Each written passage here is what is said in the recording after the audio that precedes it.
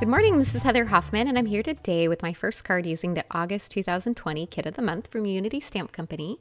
I love the hint of fall that's starting to creep into it.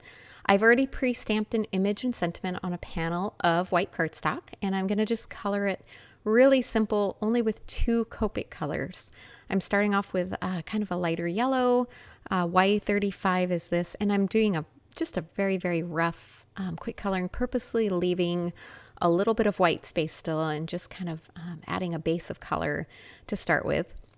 And then I'm going to come in with my next darkest color, which is YR24, and add kind of the depth and shading in the center. Again, you can see I'm going pretty quick. I'm just kind of hitting the base of each of the little kernels of the wheat grains, and then a little bit of shadow on those leaves as well. And then I'm going to come back in with that lighter color again and just kind of fill in the gaps in that white space and blend a little bit between the two.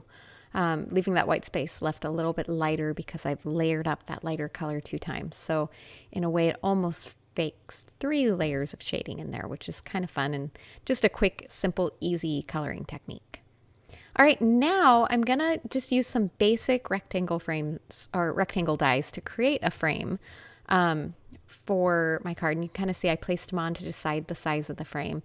This is a great way to create a custom frame just with basic dies that you have on hand.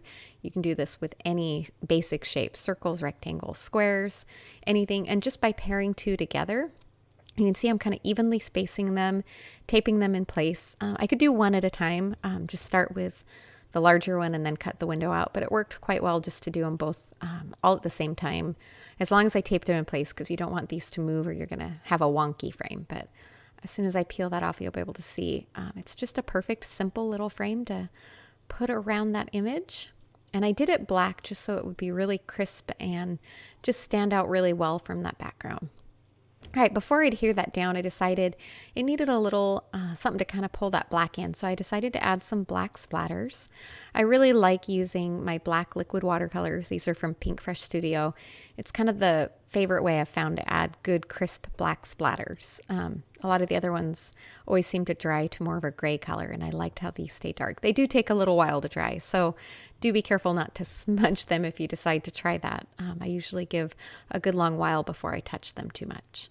All right, to pop this frame up, I'm using some thin strips of foam adhesive that I had on hand. You could also just trim thin strips down yourself with scissors from a roll of foam tape, but you could also just adhere it straight on if you didn't want to add that layer of dimension.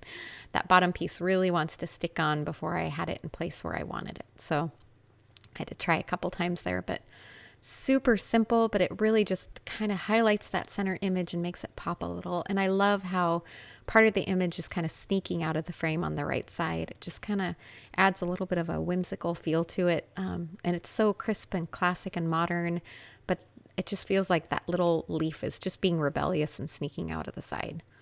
All right, I have a white card base. You might notice I put my adhesive on the card base instead of on the front because that black watercolor had not fully dried. So I don't want to risk smearing it, and I'm being really careful as I press that down. But there you go, clean, simple, and super easy, fun way to highlight a fun image. Thanks so much for coming by today. Have a wonderful day.